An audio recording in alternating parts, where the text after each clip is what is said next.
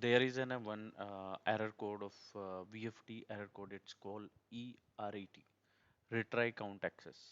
It means like when you are trying to do something inside of the VFD and you tried maximum number of counts. So in that case, it will show ERET. So retry count excess.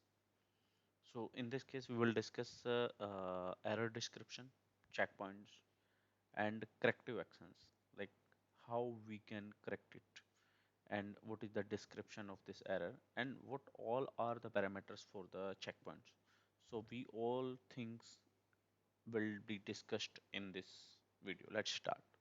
Yes. So what will be on the display? It will be on the display. It will display e.ret error fault code error code.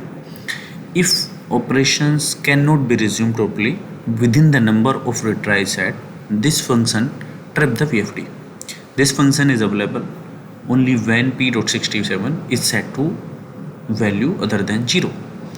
When p67 is set to 0, this protective function does not function.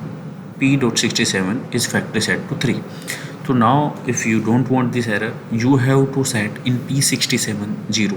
When it will be set to 0, so it will not come to trip the VFD. Checkpoint find the cause of fault occurrence, like you have to check why it has happened, why you tried it multiple times.